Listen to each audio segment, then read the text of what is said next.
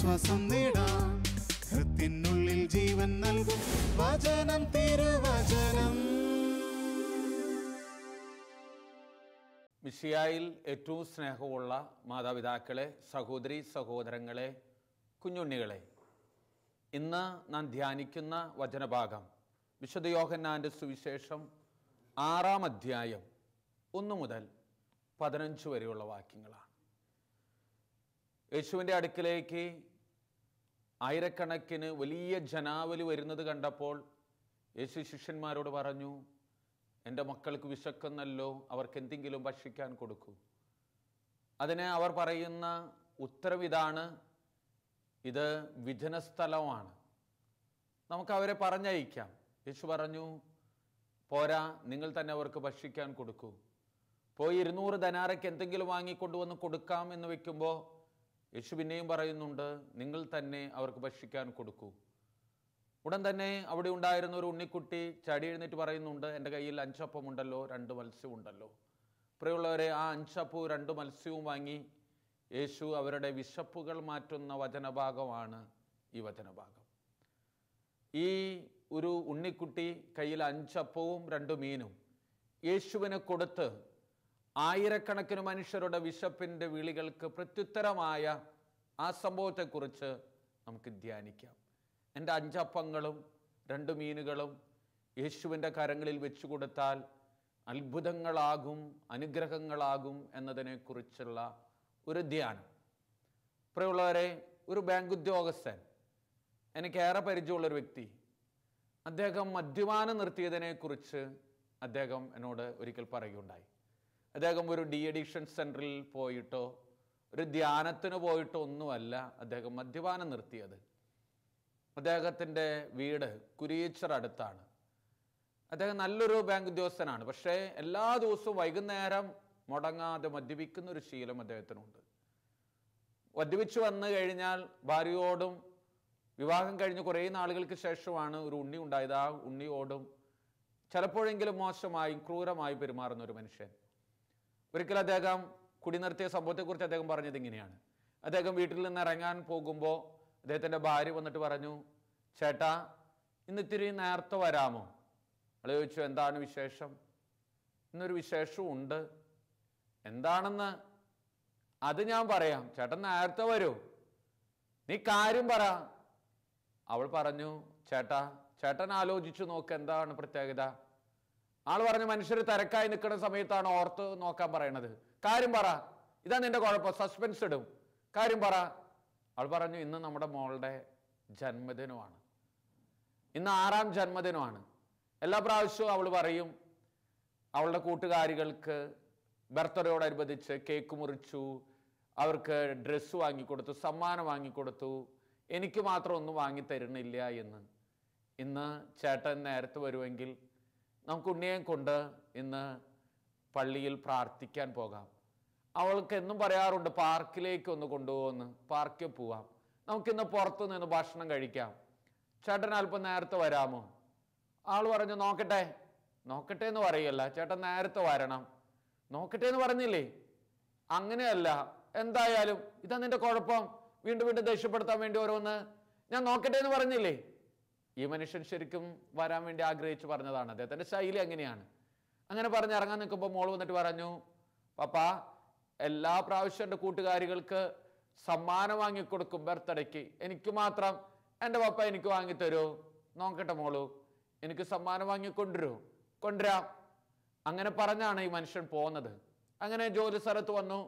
ബാങ്കിൽ നിന്ന് അദ്ദേഹം ഇത്തിരി നേരത്തെ ഇറങ്ങാൻ പോവാണ്. കൂടെയുള്ള കൂട്ടുകാരായ സബോർഡിനേറ്റ്സ് ചോദിച്ചു, എന്താ ഇന്ന് നേരത്തെ? ആൾ പറഞ്ഞു, ഒരു വിശേഷമുണ്ട്. എന്ത് വിശേഷം? ഒരു വിശേഷം ഉണ്ടടാ, അതൊക്കെ ഞാൻ പിന്നെ പറയാം. എന്ത് വിശേഷമാണെന്ന്? ഒന്നുമില്ലടാ, ഇന്ന് മോളുടെ ബർത്ത്ഡേ. അപ്പോൾ ഭാര്യ പറഞ്ഞു, ഒന്ന് നേരത്തെ ചെല്ലാന്ന് വെച്ചു. കുടിക്കാണ്ട് ചെല്ലാൻ, അത് കഴിഞ്ഞിട്ടാവാലോ. അപ്പോൾ കുടിക്കാതെ ചെല്ലാന്ന് വെച്ചു. അവർ പറഞ്ഞു, ആദ്യം തന്നെ പരിപാടി സാറേ, ഞങ്ങളുടെയൊക്കെ വീട്ടിൽ വിശേഷങ്ങൾ ഉണ്ടാകുമ്പോൾ സാറ് ചോദിച്ച് നിർബന്ധിച്ച് ഭീഷണിപ്പെടുത്തി ചെലവ് ചെയ്യിക്കുന്ന ആളല്ലേ. അങ്ങനെയുള്ള സാറ് ഞങ്ങൾക്ക് ചെലവ് ചെയ്യാതെ പോകാൻ പറ്റത്തില്ല. അവർ പറഞ്ഞു, അത് പറ്റത്തില്ല. ആള് പറഞ്ഞു, നമുക്ക് നാളെ ചെയ്യാം. ഇന്നത്തെ ബർത്ത്ഡേക്ക് നാളെ ചെലവ് ചെയ്തിട്ട് തന്നെ കാര്യം, ഇന്ന് ചെയ്യണ്ടേ? അവർ പറഞ്ഞു ഞങ്ങൾ ഇറങ്ങാം, സാറ് വെയിറ്റ് ചെയ്യ്. അങ്ങനെ അവർ പറഞ്ഞു നമുക്ക് ഒരുമിച്ച് പോവാം. ആൾ പറഞ്ഞു നമുക്ക് പിന്നെ ചെയ്യാം, ഞാൻ പൈസ തരാം, നിങ്ങൾ ഇന്ന് കുടിച്ചോ ജോലി കഴിഞ്ഞ്. അവർ പറഞ്ഞു സാറിൻ്റെ മോളുടെ ബർത്ത്ഡേക്ക് ഞങ്ങൾ മാത്രം, സാറ് കൂടെ വാ, കുടിച്ചോ എന്നൊക്കെ അറിയണ്ടേ. അങ്ങനെ നിർബന്ധത്തിന് വഴങ്ങി കുറച്ച് നേരം കഴിഞ്ഞ് ഇവരെയും കൊണ്ട് അദ്ദേഹം മാറിപ്പോയി. ആൾ പറഞ്ഞു നിങ്ങൾ കുടിച്ചോ, ഞാൻ പോട്ടെ. അവർ പറഞ്ഞു എന്ന പരിപാടി സാറേ, സാറിൻ്റെ മോളുടെ ബർത്ത്ഡേക്ക് സാറ് ഒരു സ്വല്പം അടിച്ചില്ലേ? ആൾ പറഞ്ഞു വേണ്ട. അവർ നിർബന്ധിച്ചപ്പോൾ ആൾ കുടിച്ചു. കുറച്ചധികം കുടിപ്പിച്ചു. കുടിച്ച് ലക്ക് കിട്ടി കഴിഞ്ഞപ്പോൾ അവിടെ നിന്ന് ഇറങ്ങി. അങ്ങനെ അവർ പറഞ്ഞു സമ്മാനം വാങ്ങിയോ സാറേ? സമ്മാനമൊന്നും വാങ്ങിയിട്ടില്ല. അവരെല്ലാവരും കൂടെ ഒരു ഉടുപ്പും പാവക്കുട്ടിയൊക്കെ വാങ്ങി. ഇങ്ങനെ സമ്മാനവുമായി അവരെല്ലാവരും കൂടെ ട്രെയിനിൽ കയറി. കോട്ടയത്താണ് ജോലി ചെയ്യുന്നത്, തൃശ്ശൂർക്ക് പോരണം. ട്രെയിനിൽ കയറിയത് മദ്യത്തിൻ്റെ ലഹരി മൂലം ആ മനുഷ്യൻ അവിടെ കിടന്ന് സുഖമായി ഉറങ്ങി. തൃശ്ശൂർ ട്രെയിൻ എത്തിയത് അറിഞ്ഞില്ല. കൂട്ടുകാരിൽ ഒരാൾ നോക്കുമ്പോഴുണ്ട് തൃശ്ശൂർ നിന്ന് റെയിൽവേ സ്റ്റേഷനിൽ നിന്ന് ട്രെയിൻ നീങ്ങി തുടങ്ങുന്നു. പെട്ടെന്ന് വിളിച്ചിട്ട് പറഞ്ഞു സാറേ ട്രെയിൻ നീങ്ങുന്നു, വേഗം ഇറങ്ങി, ഇവിടെയല്ലേ ഇറങ്ങേണ്ടത്, ഞങ്ങൾക്ക് ഷൊർണൂരാണ്. പെട്ടെന്ന് ഈ മനുഷ്യൻ പറഞ്ഞു അയ്യോ എൻ്റെ വാച്ച് കാണാനില്ലല്ലോ, എൻ്റെ പേഴ്സ് കാണാനില്ല, എൻ്റെ മൊബൈൽ ഫോൺ കാണാനില്ല, സമ്മാനം എവിടെ? അതൊക്കെ താഴ്ത്തി കിടക്കണ്ടാവും, ഞങ്ങൾ അത് നാളെ കൊണ്ടുവരാം, സാറ് ഇറങ്ങി, ട്രെയിൻ നീങ്ങുന്നു. ആള് പറഞ്ഞു പേഴ്സ് അതൊക്കെ ഞങ്ങൾ എടുക്ക, സാറ് ഇറങ്ങ. അവർ ഉന്തി തള്ളി മനുഷ്യനെ റെയിൽവേ സ്റ്റേഷന്റെ പ്ലാറ്റ്ഫോമിലേക്ക് ഉന്തി ഇറക്കി വിട്ടു. ഈ മനുഷ്യൻ പറഞ്ഞു പേഴ്സ്, വാച്ച്, മൊബൈൽ അതൊക്കെ നാളെ കൊണ്ടുവരാം. ട്രെയിൻ നീങ്ങി. ഈ മനുഷ്യൻ അവിടെ നിന്നു. കയ്യിൽ കാശില്ല. ട്രെയിനിൽ നിന്ന് ഇറങ്ങുമ്പോൾ സമ്മാനവും ഇല്ല, മൊബൈലില്ല. ഈ മനുഷ്യൻ സമ്മാനം ഇല്ലാതെ ചെന്നാൽ മോള് ആകെ സങ്കടപ്പെടും, കരയും. എല്ലാ പ്രാവശ്യം അതിനെ പറ്റിക്കുന്നതാ, അതിന്റെ കണ്ണീര് കാണുന്നതാ. ഇത്തവണയെങ്കിലും ഇദ്ദേഹം വിചാരിച്ചു സമ്മാനമോ കൊടുക്കാൻ പറ്റിയില്ല, കൂടി ആയിക്കഴിഞ്ഞാൽ പിന്നെ അത് മതി. അദ്ദേഹം അവിടെ ഇരുന്നു. ആരുടെയെങ്കിലും കയ്യിൽ നിന്ന് കുറച്ച് കടം വാങ്ങി എന്തെങ്കിലും സമ്മാനം വാങ്ങി ആ കുട്ടിക്ക് കൊണ്ടുവന്ന് അതിനെ പറ്റിക്കണം, അതേ ചിന്തിച്ചുള്ളൂ. വരുന്ന ഓരോരുത്തരോടും ഈ മനുഷ്യൻ, കുടിച്ച് ബോധമില്ലാതെ നിൽക്കുന്ന ഈ മനുഷ്യൻ പറയാൻ തുടങ്ങി ഇന്ന് എൻ്റെ മോളുടെ ബർത്ത്ഡേ ആണ്, എനിക്ക് സമ്മാനം വാങ്ങാൻ. അവർ പറഞ്ഞു കുടിക്കാൻ വേണ്ടി ഓരോരോ പേരും രൂപം എടുത്തിങ്ങോട്ട് പോരും, കുടിക്കാൻ കാശുണ്ട്, സമ്മാനം, മിണ്ടാതിരിക്കേ. ഈ മനുഷ്യൻ അവിടെ ഇരുന്നു. ഓരോരുത്തരുടെ മുമ്പിൽ ഒരു ധർമ്മക്കാരനെ പോലെ അലയാൻ തുടങ്ങി. അപ്പോൾ എല്ലാ ദിവസവും രാവിലെ പോകുമ്പോൾ വൈകുന്നേരം കാണുന്ന ഒരു പോർട്ടറുണ്ട്. അദ്ദേഹം സാധനങ്ങൾ ഉന്തിങ്ങനെ വരുന്നുണ്ട്. ആളോട് പറഞ്ഞു ചേട്ടാ നമ്മൾ എല്ലാ ദിവസവും രാവിലെ കാണുന്നതല്ലേ? ആൾ പറഞ്ഞു ഞാനൊന്നും കാണാറില്ല തന്നെ. അല്ല നമ്മൾ കാണാറുണ്ട്, ഇന്ന് എൻ്റെ മോളുടെ ബർത്ത്ഡേ ആണ്, എൻ്റെ മോളുടെ ബർത്ത്ഡേക്ക് സമ്മാനം വാങ്ങിയതാ, ഞാൻ കുടിക്കേണ്ടത് കരുതിയതാ, കൂട്ടുകാര് അവരെല്ലാവരും കൂടെ കുടിപ്പിച്ചു, ട്രെയിനിൽ കയറിയത് ഞാൻ ഉറങ്ങിപ്പോയി, എൻ്റെ പേഴ്സും എൻ്റെ മൊബൈലും എൻ്റെ വാച്ചും ഒക്കെ പോയി, സമ്മാനവും പോയി. സമ്മാനം ഇല്ലാതെ വീട്ടിൽ ചെന്നാൽ എൻ്റെ മോൾക്ക് സങ്കടമാകും, അതുകൊണ്ട് സമ്മാനം വാങ്ങാൻ ഈ കുറച്ച് കാശ് കടന്നു തരുമോ? ആൾ പറഞ്ഞു 5 ചില്ലിക്കാശ് നിരക്കി തരത്തില്ല, കുടിക്കാൻ വേണ്ടിയല്ലേ, തൻ്റെ അടവൊന്നും എൻ്റെ അടുത്ത് വേണ്ട. ആള് ഈ മനുഷ്യന് പിന്നാലെ നടന്നു. അയാൾ പറഞ്ഞു 5 പൈസ തരില്ലെന്നല്ലേ പറഞ്ഞത്, പൊക്ക നടന്ന് ചീത്ത പറഞ്ഞു. ഓരോ പ്രാവശ്യവും ഈ മനുഷ്യൻ സാധനങ്ങൾ ഉന്തിക്കൊണ്ട് വരുമ്പോൾ പിന്നെയും ഇദ്ദേഹം ഒരു ധർമ്മക്കാരനെ പോലെ കേഴാൻ തുടങ്ങി. പെട്ടെന്ന് ഈ മനുഷ്യൻ പറഞ്ഞു തൻ്റെ കയ്യിൽ തന്നെ ഉണ്ടല്ലോ സമ്മാനം, എന്ന് വേണമെങ്കിൽ മോൾക്ക് കൊടുക്കാമായിരുന്നതും ഇന്ന് വരെ കൊടുക്കാതിരുന്നതും തൻ്റെ മോളെന്നും കൊതിച്ചുകൊണ്ടിരിക്കുന്നതായൊരു സമ്മാനം തൻ്റെ കയ്യിൽ തന്നെ ഇരുന്നിട്ടാണോ സമ്മാനത്തിന് വേണ്ടി കേഴണത്? കൊടുത്തുകൂടൂ ആ സമ്മാനം. അത് കിട്ടാതിരിക്കാൻ തന്റെ മോളെന്താ ശാപം കിട്ടിയ മോളാണോ? കൊടുത്തുകൂടെ? ആള് പറഞ്ഞു ഇത് സമ്മാനം എന്റെ കയ്യിൽ എന്നും ഉണ്ടായിരുന്നു, എന്ന് വേണമെങ്കിൽ കൊടുക്കാമായിരുന്നു. എന്ത് സമ്മാനം? ആള് നോക്കി, ഈ ഷർട്ടാ, ഈ പാൻസാ, വേറെന്താ? ആള് പറഞ്ഞു താൻ ചിന്തിച്ചു നോക്ക്, തനിക്ക് തന്നെ അറിയാം, തനിക്ക് മനസ്സിലാവും, അത് കൊടുത്താൽ പോരെ, അതാ ഏറ്റവും നല്ല സമ്മാനം. ഈ മനുഷ്യൻ പോവുകയും ചെയ്തു. ഓരോ പ്രാവശ്യം വരുമ്പോഴും ചോദിക്കുക ഏത് സമ്മാനം ചേട്ടാ പറഞ്ഞത്, ഏത് സമ്മാനത്തെ പറ്റിയാ പറഞ്ഞത്? എന്ന് വേണമെങ്കിൽ കൊടുക്കാമായിരുന്നു, ഇന്നുവരെ കൊടുക്കാതിരുന്നത്, മോൾ കൊതിക്കുന്നതുമായ സമ്മാനം. എന്ത് സമ്മാനത്തെ കുറിച്ചാണ് പറഞ്ഞത്?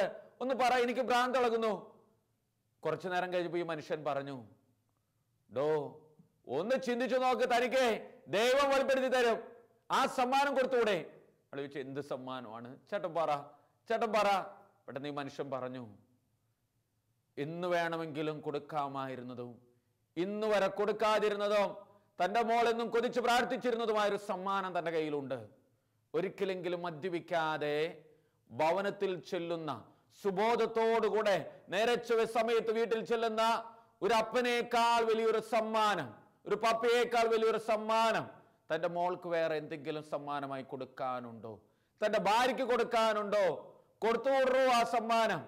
ഈ കുടിച്ച് നശിക്കുന്ന നേരത്ത് കുടിക്കാത്ത നല്ലൊരു അപ്പനായി വീട്ടിൽ ചെന്ന് കയറുന്നതിനേക്കാൾ വലിയൊരു സമ്മാനം എന്താ? അത് കൊടുത്താൽ മതി. വേറെ ഒരു സമ്മാനം ആ കുട്ടിക്ക് സന്തോഷം നൽകത്തില്ല.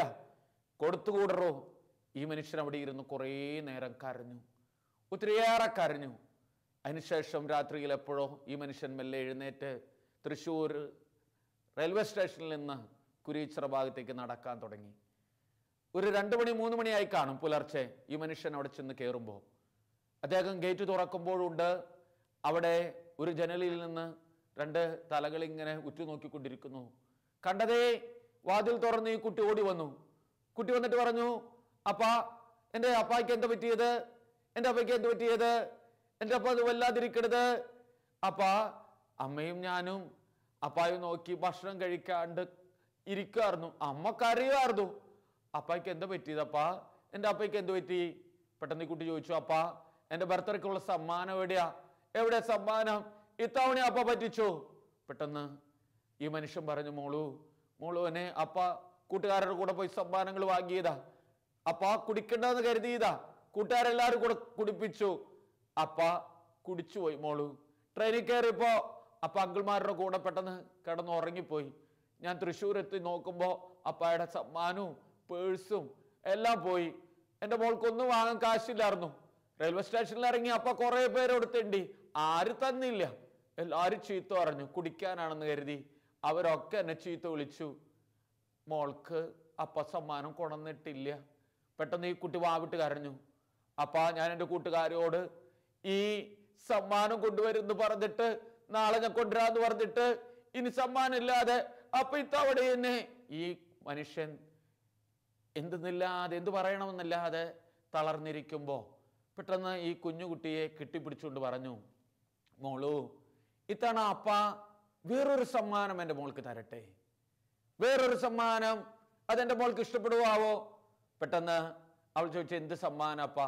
പെട്ടെന്ന് ഈ മനുഷ്യൻ പറഞ്ഞു, ഇത്തവണ അപ്പൻ എൻ്റെ മോൾക്ക് നൽകുന്ന ഒരു സമ്മാനം ഒരു ദൃഢനിശ്ചയമാണ്, ഒരു പ്രതിജ്ഞയാണ്, ഉഗ്രീവ ശബ്ദമാണ്. മോളുടെ അപ്പ, മോളുടെ പപ്പ ഇനിമേലിൽ മരണം വരെ മദ്യപിക്കത്തില്ല. അപ്പയൊന്നും കുടിക്കാതെ വീട്ടിലേക്ക് നേരത്തെ വരും. എൻ്റെ മോളുടെ കൂടെ പഠിപ്പിക്കാനും കൂടെ കളിക്കാനും അപ്പ എന്നും നേരത്തെ വരും. ഈ ഒരു സമ്മാനം മതിയോ മോൾക്ക്? ഈ ഒരു പ്രതിജ്ഞ മതിയോ എൻ്റെ മോൾക്ക്? മതിയോ മോളു? പെട്ടെന്ന് ഈ കുഞ്ഞുമോൾ ഈ അപ്പായെ കെട്ടിപ്പിടിച്ചുകൊണ്ട് പറഞ്ഞു, അപ്പാ, എനിക്ക് വേറൊരു സമ്മാനവും വേണ്ട. എനിക്ക് സമ്മാനം മാത്രം മതി. കുടിക്കാണ്ട് വരുന്ന എൻ്റെ അപ്പ മാത്രം മതി. എനിക്ക് വേറെ ഉടുപ്പ് വേണ്ട, എനിക്ക് പലഹാരം വേണ്ട, എനിക്ക് കേക്ക് വേണ്ട, എനിക്കൊരിടത്ത് പോണ്ട. എൻ്റെ കുടിക്കാണ്ട് വരുന്ന അപ്പായം മതി. എനിക്ക് ഈ അപ്പായം മതി. ഈ സമ്മാനം മതി അപ്പ. എനിക്ക് വേറൊന്നും വേണ്ട. ഈ സമ്മാനത്തിന് വേണ്ടിയല്ലേ ഞാനും അമ്മായും എന്നും തബ്ബാച്ചായോട് മുട്ടിന്മേൽ നിന്ന് പ്രാർത്ഥിക്കാറുള്ളത്, ദൈവത്തോട് പ്രാർത്ഥിച്ചിരുന്നത്. അപ്പോഴേക്കും അദ്ദേഹത്തിന്റെ ഭാര്യ കരഞ്ഞുകൊണ്ട് വന്നു. ഇദ്ദേഹം അവളെ കെട്ടിപ്പിടിച്ചുകൊണ്ട് പറഞ്ഞു, തെറ്റുപറ്റി. ഇനി ഞാൻ ഒരിക്കലും മദ്യപിക്കില്ല. പെട്ടെന്ന് ആ ഭാര്യയും കുഞ്ഞുമോളും ആ മനുഷ്യനും ചേർന്ന് കെട്ടിപ്പിടിച്ച് വാരിപ്പോടർന്ന് അവിടെ നിന്ന് കരഞ്ഞു.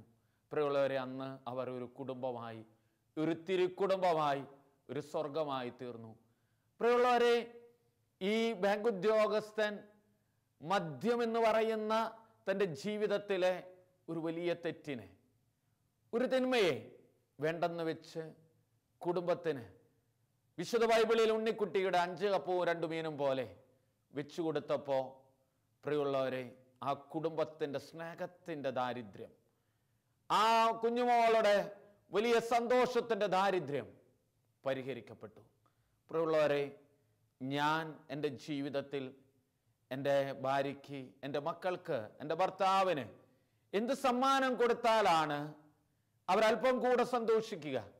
എൻ്റെ കുടുംബത്തിലെ സ്നേഹത്തിൻ്റെ ദാരിദ്ര്യം, സന്തോഷത്തിൻ്റെ ദാരിദ്ര്യം, സമാധാനത്തിൻ്റെ ദാരിദ്ര്യം, ഐക്യത്തിൻ്റെ ദാരിദ്ര്യം, സ്വസ്ഥതയുടെ ദാരിദ്ര്യം, സമൃദ്ധിയുടെ ദാരിദ്ര്യം, അഭിഷേകത്തിൻ്റെ ദാരിദ്ര്യം ഉണ്ടാകുക എന്ന് ഓരോ മക്കളും ഒന്ന് ചിന്തിച്ചു നോക്കുന്നത് നല്ലതാണ്.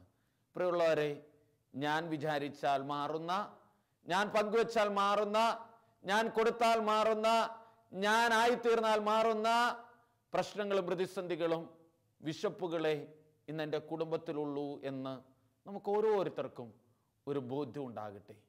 ഉണ്ണിക്കുട്ടി മനഃശാഞ്ചല്യം ഇല്ലാതെ മറ്റുള്ളവരെല്ലാം തങ്ങളുടെ കയ്യിലുള്ളത് കൊടുക്കാൻ പങ്കുവയ്ക്കാൻ മനസ്സ് കാണിക്കാതെ വന്നപ്പോൾ ചാടി എഴുന്നേറ്റ് 5 അപ്പവും 2 മീനും വെച്ചപ്പോൾ യേശു അത് വാങ്ങി അനുഗ്രഹിച്ച് ആശീർവദിച്ചപ്പോൾ ആദ്യം ഭക്ഷിച്ചവർ 5000 പുരുഷന്മാർ, പിന്നെയും വിശക്കാനിരിക്കുന്നവർക്ക് 12 കുട്ട നിറയെ ബാക്കി വന്നു എന്ന് വിശുദ്ധ വചനം പറയുമ്പോൾ എന്നിലൂടെ ദൈവം അത്ഭുതം ചെയ്യാൻ ആഗ്രഹിക്കുന്നു എന്ന് തിരിച്ചറിയാനാകട്ടെ. ഒരിക്കലും എൻ്റെ സുഹൃത്തായിട്ടുള്ള ഒരു അച്ഛൻ ഒരു സംഭവം പറഞ്ഞതുകൂടെ ഈ വചനത്തോട് ചേർത്ത് വയ്ക്കാവുന്നതാണ്. അദ്ദേഹത്തിൻ്റെ ഇടവകയിൽ ഒരു ഭാര്യയും ഭർത്താവും 2 മക്കളും ഉണ്ടായിരുന്നു. കശുമാവും തോപ്പാണ്. എല്ലാ ദിവസവും ഈ ഭാര്യ ഭക്ഷണം തയ്യാറാക്കി ഭർത്താവിനെ പറമ്പിലേക്ക് പറഞ്ഞു വിടും. എല്ലാ ദിവസവും രാവിലെ പോകും, വൈകുന്നേരം വരും. വളരെ സ്നേഹമുള്ള മാതൃകാപരമായ ഒരു കുടുംബം. ഒരു ദിവസം ഭർത്താവിനെ കാണാനില്ല, വരുന്നത് കാണാനില്ല. പതിവിൽ വരുന്ന ബസ് വന്നിട്ടും ഭർത്താവ് വന്നില്ല. ഓരോ ബസ്സിന് വേണ്ടി കാത്തിരുന്ന അവസാനത്തെ ബസ്സും വന്ന് ഭർത്താവിനെ കാണാനില്ല. ആകെ സങ്കടപ്പെട്ട് ഇരിക്കുമ്പോൾ തൊട്ടടുത്തുള്ള വീട്ടിലേക്ക് ചെന്നിട്ട് പറഞ്ഞു, ചേച്ചിയെ ചേട്ടൻ ഇതുവരെ വന്നില്ലല്ലോ, എന്തു പറ്റിയാവോ? പെട്ടെന്ന് അവർ പറഞ്ഞു, അപ്പൊ നീ അറിഞ്ഞില്ലേ, നീ പുറത്തിറങ്ങാതെ നിൽക്കണ കണ്ടപ്പോൾ ഞങ്ങൾ വിചാരിച്ചു എന്തേ അവനാ കശുമാവും പറമ്പിന്റെ അടുത്ത്, നിങ്ങളുടെ പറമ്പിന്റെ അടുത്ത് വീട്ടിലെ ഒരു സ്ത്രീയുമായിട്ട് അവിഹിത ബന്ധം ഉണ്ടായിരുന്നെന്ന്. കുറെ നാളായി ആളുകൾ ശ്രദ്ധിക്കണോ, ഇന്നാണ് കൈയോടെ 2 പിടിച്ചത്. 2 കശുമാവൻ തോപ്പിൽ കെട്ടിയിട്ടിട്ട് തല്ലി ഒരു പരുവത്തിലാക്കിയിട്ടുണ്ട്. ഇനി അവന്റെ ശരീരത്തിൽ ഒടിയാത്ത എല്ലൊന്നും ഇല്ലെന്നാണ് പറഞ്ഞു കേട്ടത്. എന്തായാലും അവന്റെ മുഖത്ത് തന്നെ ഒരു കള്ളലക്ഷണമുണ്ട്. മോളെ അവൻ പറ്റിച്ചല്ലോ, നീ ഇതുപോലെ മണ്ടിയായി പോയല്ലോ, അവനത് തന്നെ വേണം. ഇത് കേട്ടത് ഈ പെൺകുട്ടി തിരിച്ചോടി വീട്ടിലേക്ക് വന്നു. 2 മക്കൾ എന്ത് ചെയ്യണമെന്ന് അറിയത്തില്ല. വിശ്വാസം അർപ്പിച്ച വിശ്വസ്തത കാട്ടിയ ഭർത്താവ് അവിശ്വസ്തത കാണിച്ചിരിക്കുന്നു. എന്ത് ചെയ്യണം? ജീവിക്കണോ ജീവിക്കണ്ടേ? അവൾ വിചാരിച്ചു മക്കളെ എടുത്ത് കടിച്ചു ചാടിയാലോ. കുഞ്ഞുമക്കളുടെ മുഖം കണ്ടപ്പോൾ അവൾക്ക് പറ്റിയില്ല. എന്നാൽ താൻ ചത്താലോ?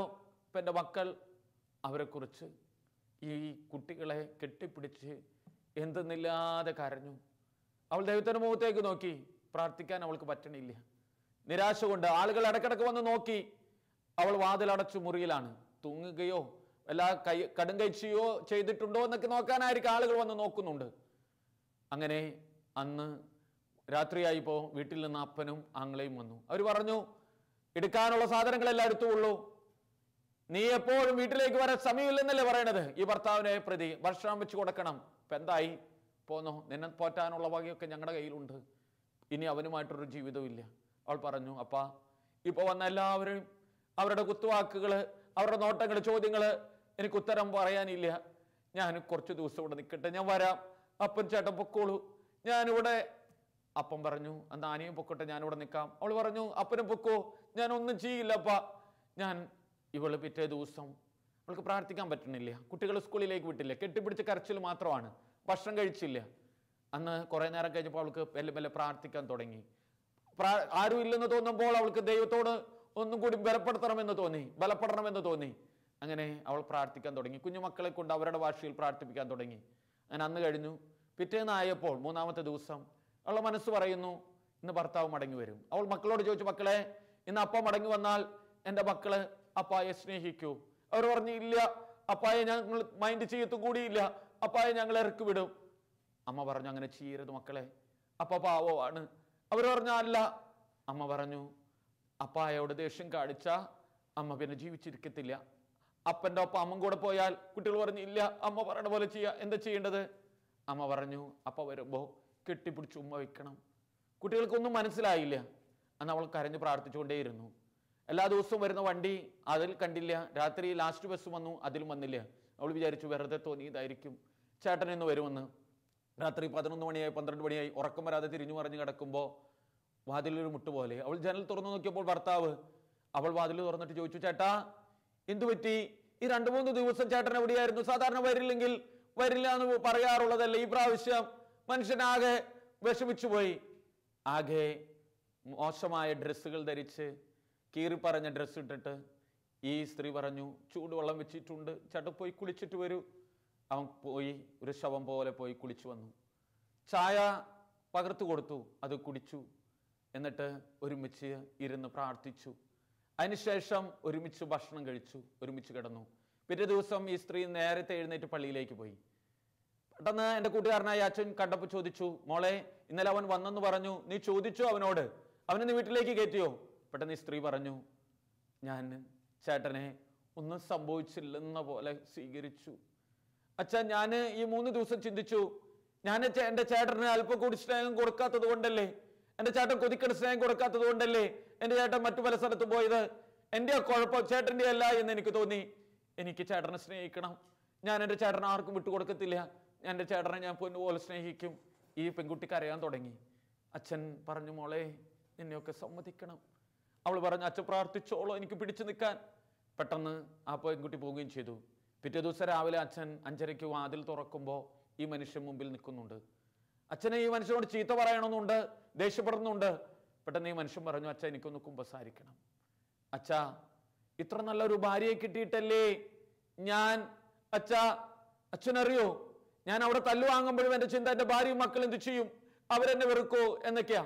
പേടിച്ചു വരച്ച ഞാൻ 3 ദിവസത്തിന് ശേഷം ഒളിച്ചും പാത്തും നടന്ന് ഞാൻ എൻ്റെ വീട്ടിൽ വന്നത്. ഞാൻ വിചാരിച്ചു കയറുമ്പോൾ തന്നെ അവൾ എന്നെ ഇറക്കി വിടും. പക്ഷെ അവൾ എന്നെ ഇറക്കി വിട്ടില്ല.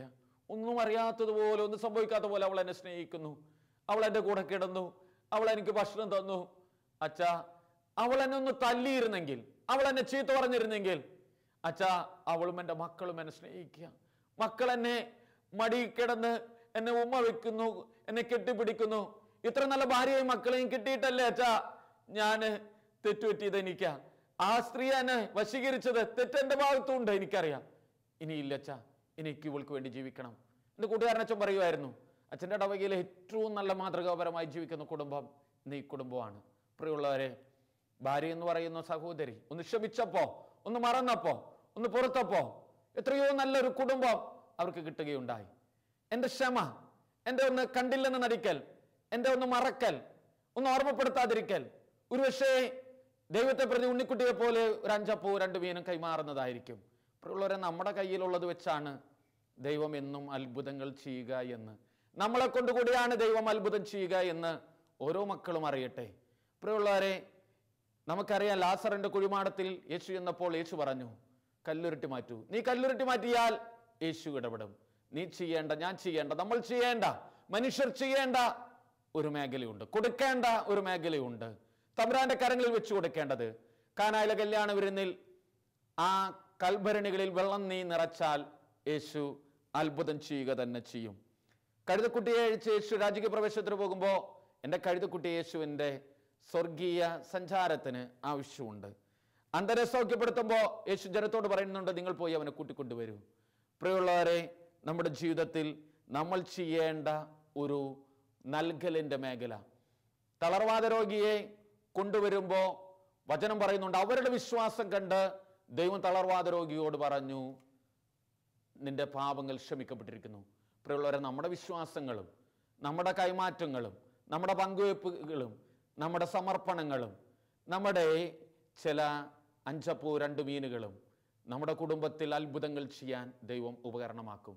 എൻ്റെ കുടുംബത്തിൽ അത്ഭുതങ്ങളിലേക്ക് എൻ്റെ സംഭാവനകൾ, എൻ്റെ കൈമാറലുകൾ, എൻ്റെ ആയിത്തീരലുകൾ അനിവാര്യമാണ് എന്നൊരു ബോധ്യം ദൈവം നമുക്ക് നൽകട്ടെ. ഞാൻ അല്പം കൂടി ക്ഷമിച്ചാൽ, പുറത്താൽ, മറന്നാൽ, സ്നേഹിച്ചാൽ, അണച്ചു പിടിച്ചാൽ ദൈവം എൻ്റെ കുടുംബത്തിൽ, എൻ്റെ ജീവിതത്തിൽ, ദാമ്പത്യത്തിൽ വലിയ അത്ഭുതങ്ങൾ ഉണ്ടാകും. ഒന്ന് തോറ്റുകൊടുത്താൽ, ഒന്ന് ക്ഷമിച്ചാൽ, ഒന്ന് മറന്നാൽ, ഒന്ന് വിട്ടുവീഴ്ചയ്ക്ക് തയ്യാറായാൽ എൻ്റെ കുടുംബത്തിലും എൻ്റെ ദാമ്പത്യത്തിലും എൻ്റെ കുടുംബത്തിലെ വിള്ളലുകളിലും വലിയ അത്ഭുതങ്ങളും ഔഷധങ്ങളും ദൈവം ഒഴുക്കും. എനിക്കും നിങ്ങൾക്കും നമുക്ക് എല്ലാവർക്കും ദൈവം ഇതുപോലുള്ള വലിയ സമൃദ്ധികൾ, അനുഗ്രഹങ്ങൾ, അത്ഭുതങ്ങൾ സാധ്യമാക്കട്ടെ എന്ന് പ്രാർത്ഥിക്കുന്നു. ആമേൻ.